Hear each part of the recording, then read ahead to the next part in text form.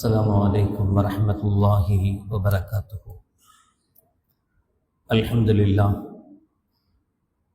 لله نحمده ونستعينه ونستغفره ونعوذ بالله من شرور أنفسنا ومن سيئات أعمالنا. من يهده الله فلا مضل له ومن يضلل فلا هادي له، ونشهد أن لا إله إلا الله وحده لا شريك له، ونشهد أن سيدنا ومولانا محمدا عبده ورسوله. اللهم صل على سيدنا مولانا محمد طب القلوب ودوائها وعافية الأبدان وشفائها ونور الأبصار وضيائها وعلى آله وصحبه وسلم. أما بعد، فقد قال الله تعالى في القرآن العظيم الفرقان المجيد: أعوذ بالله من الشيطان الرجيم، بسم الله الرحمن الرحيم، والفجر وليال عشر. قال النبي صلى الله عليه وسلم: ما من أيام أحب إلى الله أن يتعبد له فيها من عشر ذي الحجة، يعدل صيام كل يوم منها بصيام سنة، وقيام كل ليلة منها بقيام ليلة القدر، أو كما قال عليه الصلاة والسلام. صدق الله العظيم وصدق رسوله النبي الكريم. سبحانك لا علم لنا إلا ما علمتنا إنك أنت العليم الحكيم. رب اشرح لي صدري ويسر لي أمري واحلل عقدة من لساني يفقهوا قولي. إن أريد إلا الإصلاح ما استطعت وما توفيقي إلا بالله. புகழ் அனைத்தும் அல்லாஹ் ஒருவனுக்கு உரித்தாகட்டுமாக.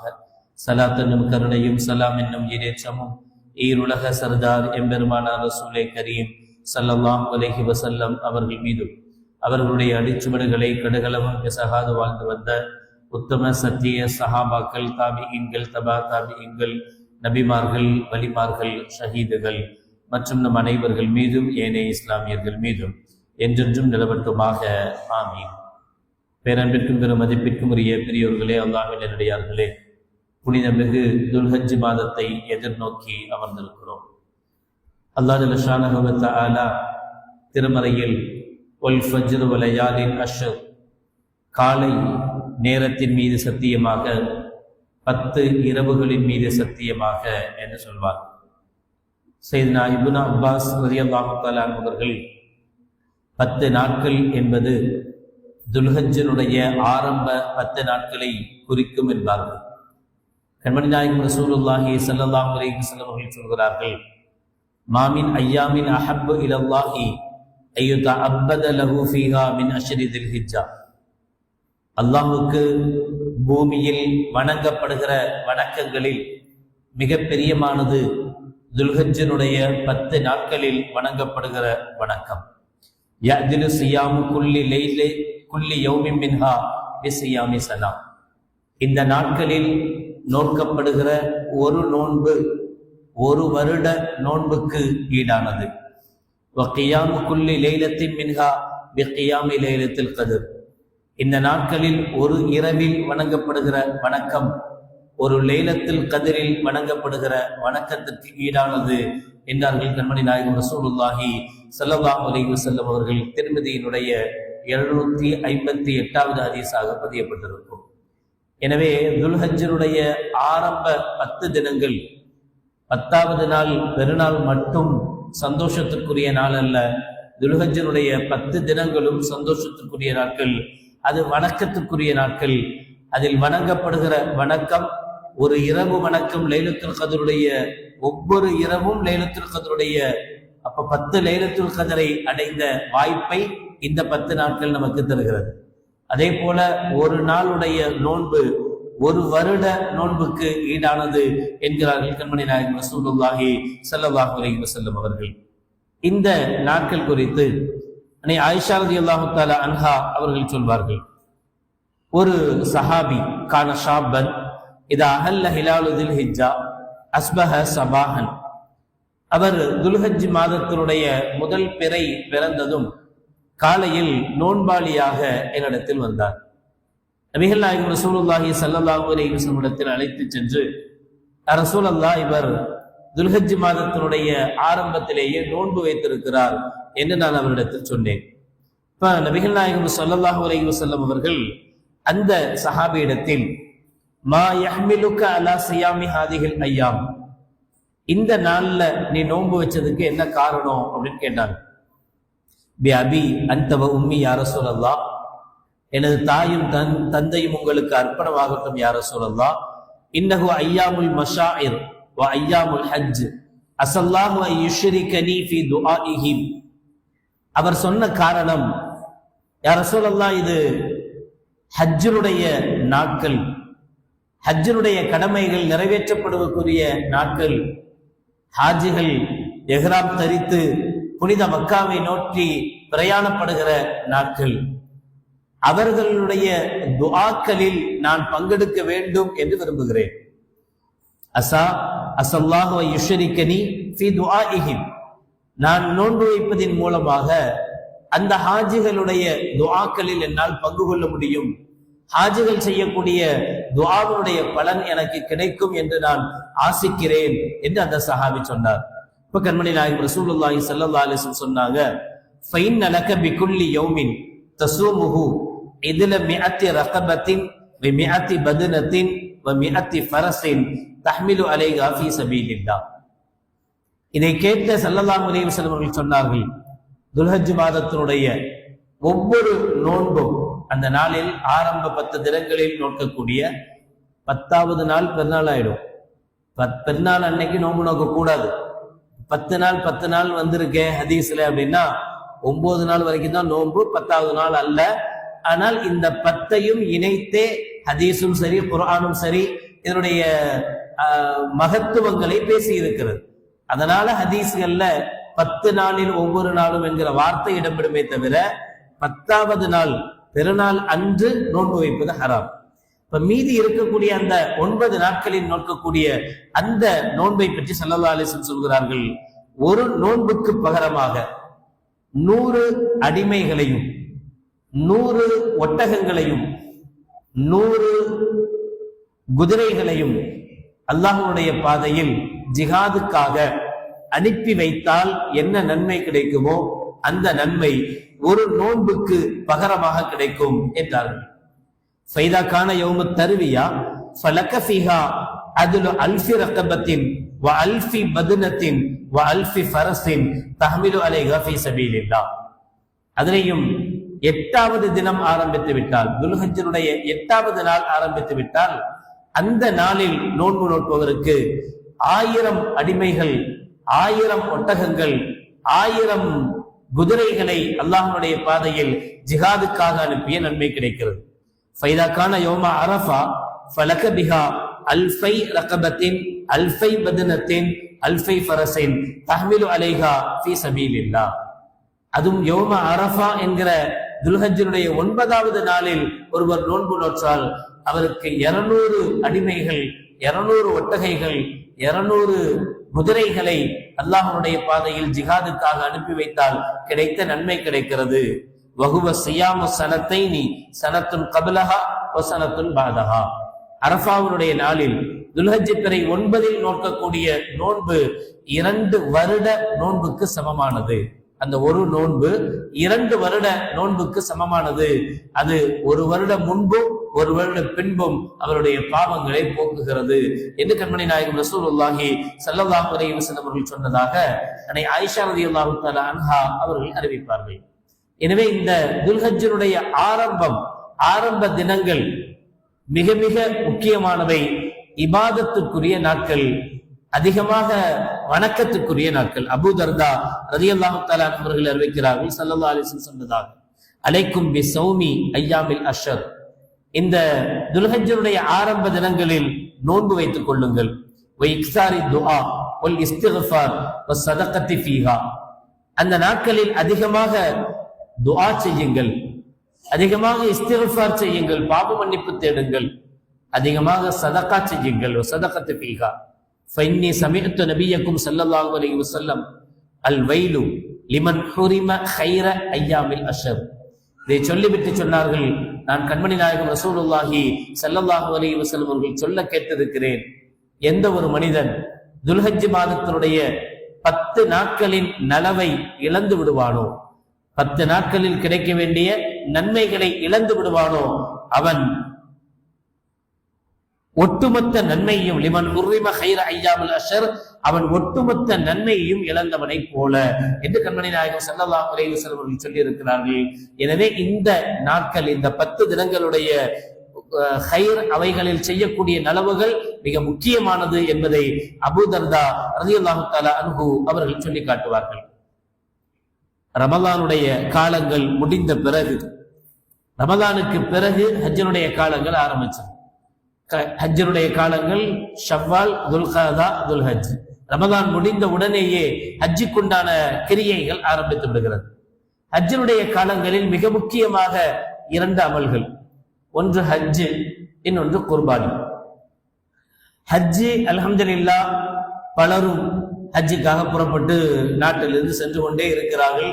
ஹஜ்ஜனுடைய காலங்கள் நெருங்க அதனுடைய கடமைகள் துவங்கவிருக்கிறது.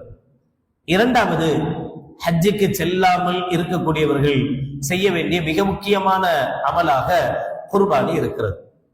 குர்பானி நாம் ஒவ்வொரு முறையும் சொல்வது போல பணத்தை கொடுப்பதோ அல்லது ஆட்டினுடைய இரத்தத்தையோ, யனால் அல்லாஹ் லுஹூமுஹா வலா திமாஉஹா வலாக்கி யனாலுஹு தக்வா மின்கும் என்பார் அல்லாஹ் ஜல்ல ஷானுஹு வ தஆலா. நீங்கள் அறுக்கக்கூடிய அந்த ஆட்டினுடைய, மாட்டினுடைய, பிராணியினுடைய இரத்தமோ இறைச்சியோ அல்லாஹ்வை சென்றடைவதில்லை.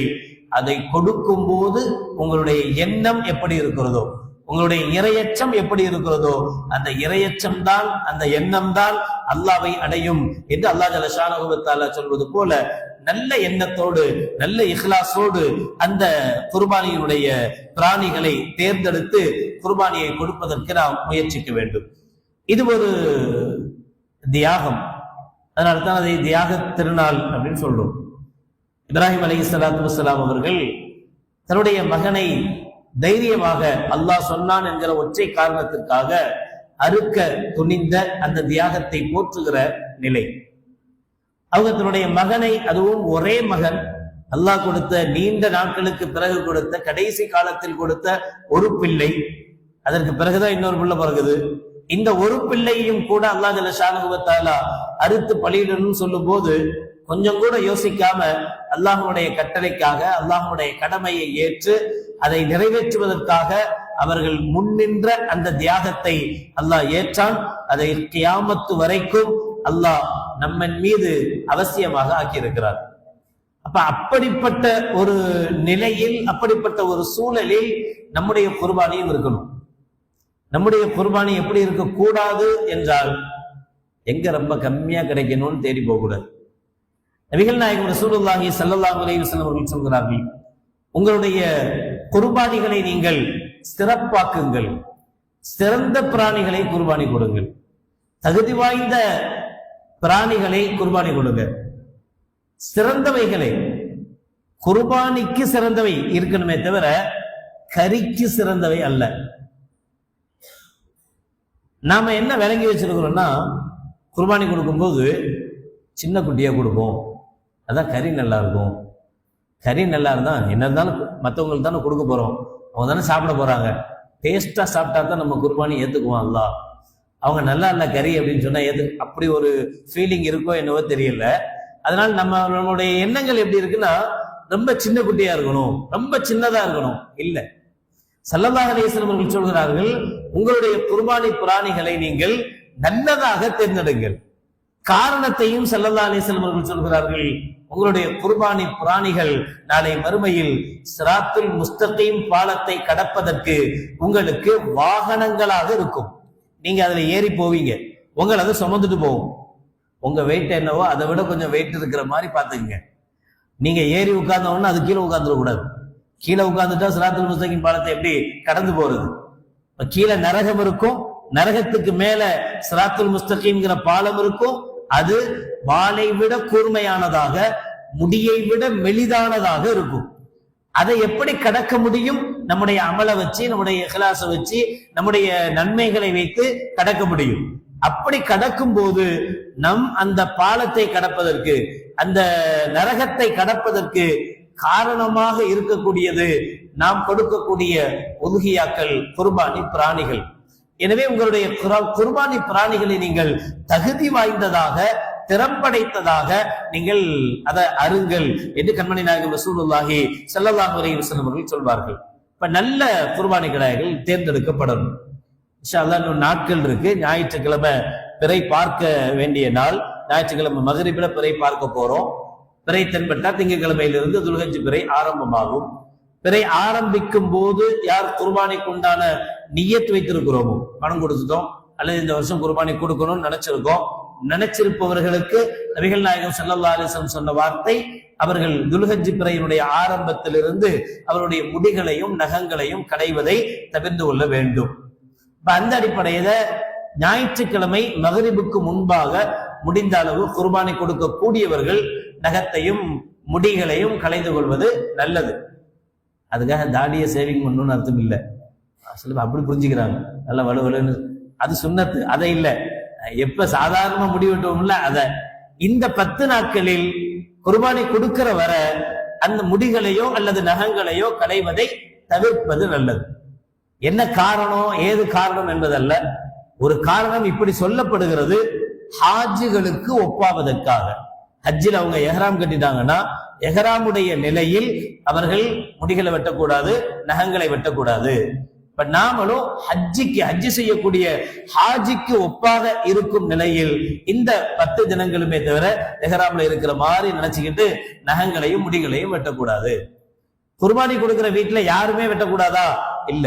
யார் பேர்ல குர்பானி கொடுக்க போறோமோ அவங்க வெட்டக்கூடாது.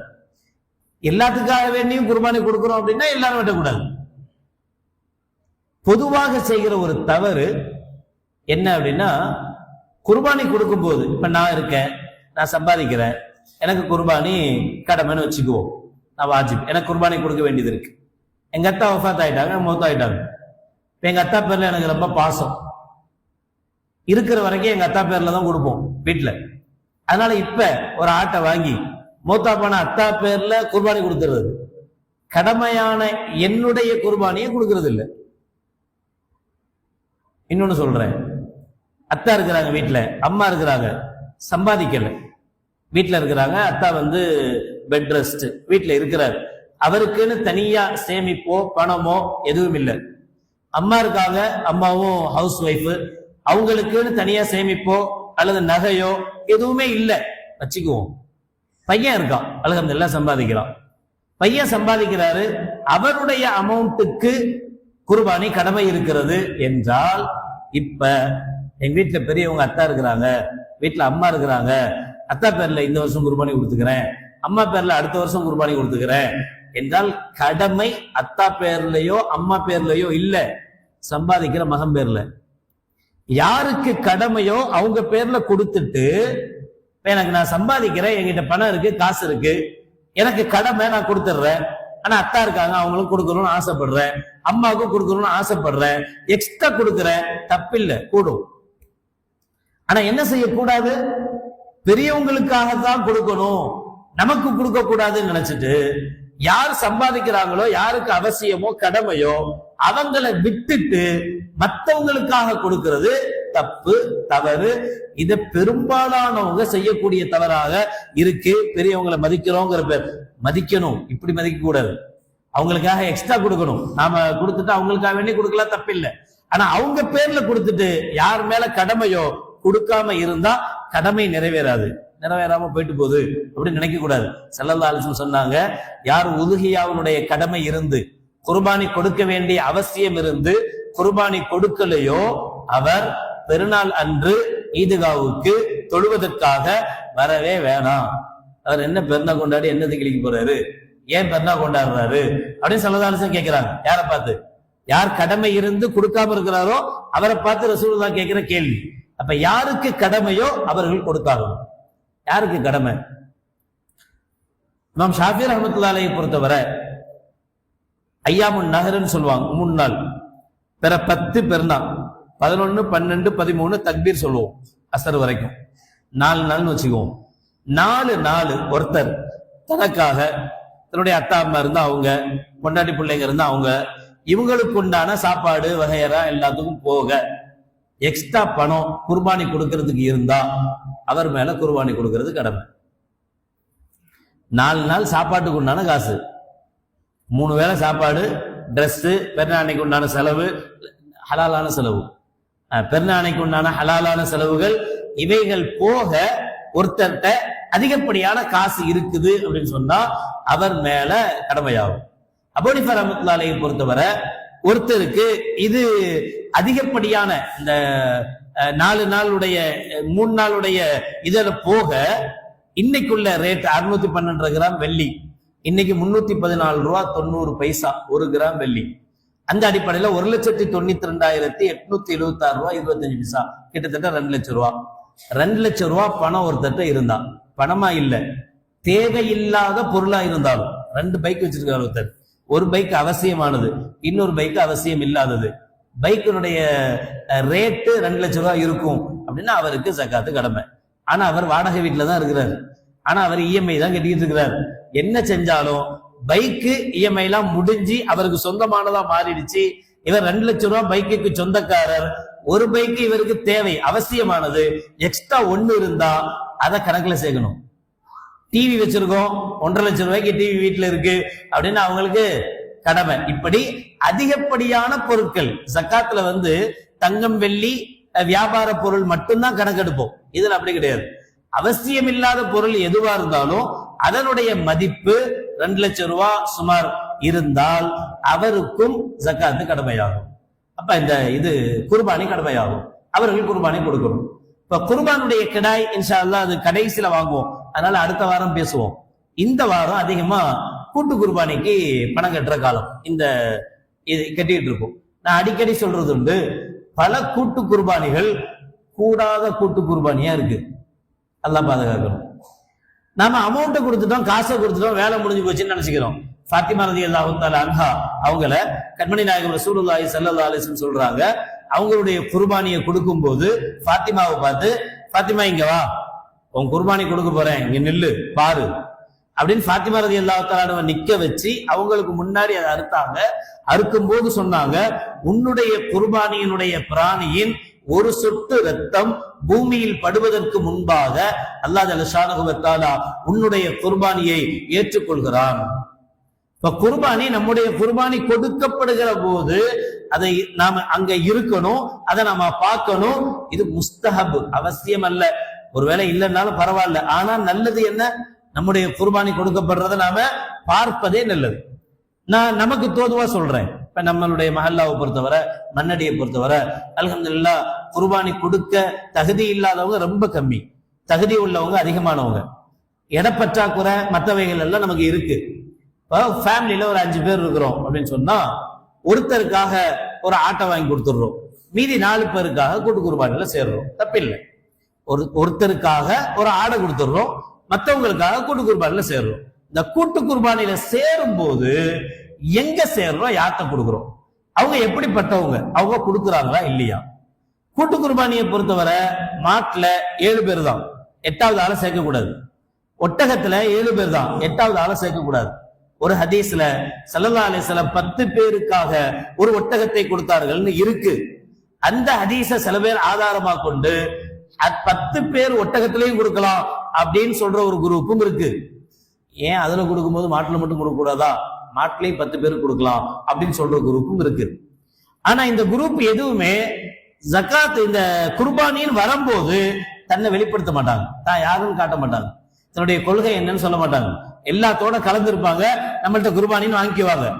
அவனுடைய என்ன சொல்லும், 7 பேருக்கு தான் கொடுக்கணுமா, 10 பேர் கொடுக்கலாம், அறிவு கட்டவங்க தேவையில்லாம 7 பேர் கொடுக்குறாங்க, எக்ஸ்ட்ரா 3 சேர்த்து போடு, என்ன கெட்டு போச்சு, அல்லாட்ட நம்ம தானே பதில் சொல்லணும், சொல்லிக்கலாம் அப்படின்னு நினைச்சு அவன் கொடுப்பான். நமக்கு காசை கொடுத்தோம், ஆனா குர்பானி இல்ல. எப்ப தெரியும், நாளைக்கு மறுமையில போய் நிற்கும் போது நன்மை இல்லாம இருக்கும்போது நம்ம அல்லாட்ட கேட்போம், யாரெல்லாம் நான் குர்பானி எல்லாம் கொடுத்தனே ஒன்னையுமே காணும் எங்கேண்டு, அப்ப அல்லா எப்ப கொடுத்த அப்படின்னு கேட்பான். இல்ல நான் அவர்கிட்ட காசைத்தானே கொடுத்தேன், குர்பானி கொடுக்கலையா, இருந்தாலும் காசை அவர் வச்சுக்கிட்டாரு, காசு அவர் வச்சுக்கிட்டாரு. எவ்வளவு கொள்கை உள்ளவங்க இருக்கிறாங்க, ஏன் குர்பானியைத்தான் கொடுக்கணுமா, குர்பானி கொடுத்து கறியை கொடுக்கறத விட 4 பேர் காசை கொடுத்துடலாமே, எவ்வளவு பேர் கஷ்டப்படுறாங்க, அவருக்கு ஒரு தொழில் வச்சு கொடுக்கலாம், அதுல தொழில முன்னேறுவாரு, என்னமெல்லாமோ சொல்றாங்க. காசை கொடுத்தா குர்பானி கூடாது, தொழில முன்னேறதுக்கு செய்யலாம். எதை செய்யணும், அவருக்கு தகுதியானவர் இருந்தா சக்காத்தை கொடுக்கலாம், நம்முடைய சதக்காக்களை கொடுக்கலாம், தப்பில்லை. அதே மாதிரிதான் சில இடங்கள்ல, இப்ப காஷ்மீர்ல கஷ்டப்படுறவங்க இருக்கிறாங்க, பலஸ்தீன்ல கஷ்டப்படுற முஸ்லீம்கள் இருக்காங்க. இப்ப இப்படி சில பேர் கிளம்பியிருக்காங்க, நீங்க எல்லாத்தையும் கொடுங்க, உங்க குர்பானி எல்லாம் நான் பலஸ்தீன்ல கொண்டு போய் கொடுத்துடுறேன். இங்கெல்லாம் யாருமே கஷ்டப்படுறவங்களே இல்ல. பலஸ்தீன்ல நம்ம முஸ்லீம் மக்கள் கஷ்டப்படுறாங்க, பலஸ்தீன்ல கொண்டு போய் நான் நினைச்சு போறேன் குர்பானி கொடுக்க போறேன், நான் காஷ்மீர்ல கொண்டு போய் குர்பானி கொடுக்க போறேன். கொடுத்தாரா கொடுக்கலையா யாருக்கு தெரியும்? காசு தானே போச்சு, குர்பானி என்ன ஆச்சு? அப்ப நம்முடைய குர்பானிய நாம கொடுக்கிறது எது சிறப்பு அப்படின்னா, முடிஞ்ச அளவு நாமளே நம்ம ஃபேமிலிலேயே 10 பேர் இருக்கிறோமா, நம்மளே ஒரு மாடு 2 மாடு 7 பேருக்கு ஒரு மாட்டை கொடுத்தாகணும்னு கடமை கிடையாது. அது தெரியுமா? ஒரு நபருக்கு ஒரு மாடு கூட கொடுக்கலாம், தப்பில்லை. என்ன அர்த்தம்னா 7 பேருக்கு மேல சேர்க்க கூடாதுன்னு அர்த்தம். 8வது ஆள் சேர்க்க கூடாது. ஆனா 7 பேர் கம்பல்சரி ஒரு மாட்டுக்கு கூட்டு இருக்கணுமா குர்பானிக்கு? தேவையில்லை. ஒருத்தர் விரும்புறாரு, எனக்கு மட்டும் ஒரு ஆளுக்காக ஆடை கொடுக்காம ஒரு மாடையே நான் கொடுக்க போறேன், ஏன் ஒரு ஆளுக்காக அப்படின்னு ஒரே ஒரு ஆளுக்காக ஒரு மாடு கொடுத்தாரு. 3 பேருக்காக 3 மாடு கொடுத்தாரு. அல்ஹம்துலில்லாஹ். தர்மத்தை பொறுத்தவரை எவ்வளவு அதிகமா கொடுக்கிறோமோ அது அல்லாஹ்விடத்துல சிறந்ததா போய் ஏற்றுக்கொள்ளும். தப்பெல்லாம் ஒண்ணு கிடையாது. தொழுகை மாதிரி கிடையாது. தொழுகையில 2 ரக்காத்துனா 2 ரக்காத் தான் தொழுகணும். நான் 3 ரக்காத் தொழுதுக்கிறேன், ஜும்மா இன்னைக்கு ரொம்ப நாள் ஆயிப்போச்சு வந்து, நான் வர்றதே ஜும்மாக்கு தான், அதனால 4 ரக்காத்தா தொழுகிறேன். நீங்க டெய்லி தொழுகிறீங்க, 2 ரக்காத் தொழுகிறீங்க, நான் வெள்ளிக்கிழமை மட்டும்தானே வர்றேன், அதனால நான் 4 ரக்காத் தொழுகிறேன்னு ஒருத்தர் தொழுதா, இவர் எக்ஸ்ட்ரா தான் 2 ரக்காத் தொழுது இருக்கிறாரு. ஆனா கூடுமா? கூடாது. அது மாதிரி குர்பானி கிடையாது. குர்பானி சதக்கா, தர்மம். தர்மத்தை பொறுத்தவரை எக்ஸ்ட்ரா கொடுத்தா நல்லது, தாராளமா கொடுக்கலாம், தப்பு கிடையாது. இப்ப ஒருத்தர் தனக்காக கொடுக்கலாம். அதே மாதிரி சில இடங்கள்ல என்ன ஆகுதுன்னா, சாதாரணமா ஒன்னும் சட்டம் தெரியாதவங்க எல்லாம் கூட்டு குர்பானி ஆரம்பிச்சு வச்சிருக்காங்க. ஆளால் கொடுக்குறாங்க. ஒரு 5 பங்கு சேர்ந்துருது, ஷேர் சேருது. அவர் ஒரு 100 மாடு கொடுக்குறாருன்னு வச்சுங்க, 99 மாட்டுக்கு ஃபுல் ஷேர் சேர்ந்துருச்சு. 100வது மாடு கடைசி மாட்டுக்கு 5 ஷேர் சேர்ந்துருச்சு. எல்லாத்தையும் கொடுத்துட்டாரு. 5 ஷேருக்கு போக மீதி 2 ஷேர் கறி தனியா இருக்குல்ல, இந்த கறி எடுத்து அவர் என்ன செஞ்சாரு, வித்துறாரு. 5 பேர் தானே ஷேர் கொடுத்தாங்க, ஒரு மாட்டை 7 பங்கா வச்சாருல, 5 பங்கு கறி கொடுத்துட்டாரு. மீதி 2 பங்கை வித்துட்டாருன்னு சொன்னா 5 பங்குக்குண்டான குர்பானி சேர்ந்து கூடாது. இப்ப நம்ம ஷேர் கொடுத்துட்டோமே கையில, அவன் என்ன செஞ்சான்னு நமக்கு என்ன தெரியும்? அவங்க என்ன பண்ணாங்க, என்ன செஞ்சாங்க? கரெக்டா 7 பங்கு வச்சாங்களா? 7 பேர் கொடுத்தாங்களா? 5 பங்கு வச்சுட்டு 2 பங்கு வித்தாங்களா? என்ன செஞ்சாங்க யாருக்குமே தெரியாம இருக்கும்போது அந்த கூட்டு குர்பானுடைய நிலை என்ன? அல்லாஹ் பாதுகாக்கணும். பல அமல்கள் இன்று வியாபாரங்களா மாறி போனது போல கூட்டு குர்பானியும் வியாபாரமா மாறி போச்சு. இதுல எவ்வளவு சம்பாதிக்கலாம்னு யோசிக்க ஆரம்பிச்சிட்டாங்க. ஒரு காலம் இருந்தது, ஹஜ்ஜிக்கு கூட்டு போறவங்க டிராவல்ஸ் ஆரம்பிச்சாங்கன்னா, ஹஜ்ஜி உம்ரா டிராவல்ஸ் கூட்டு போறவங்க உண்மையிலே எவ்வளவு பேர் கஷ்டப்படுறாங்க, ஹிதமத்து செய்யணும் என்று செஞ்ச காலங்கள் ஒண்ணு இருந்தது. ஆனா இப்ப நல்ல பிசினஸ் ஹஜ்ஜி உம்ரா டிராவல்ஸ் தானே ஆயிப்போச்சு, பிசினஸ் ஆயிடுச்சு. அதே மாதிரி குர்பானிலையும் கூட்டு குர்பானி இன்னைக்கு சர்வசாதாரணமா பிசினஸ் ஆயிடுச்சு. எப்ப பிசினஸ் ஆயிடுச்சோ அதுல யக்கீன் குறைஞ்சிச்சு, தக்குவா குறைஞ்சு போச்சு.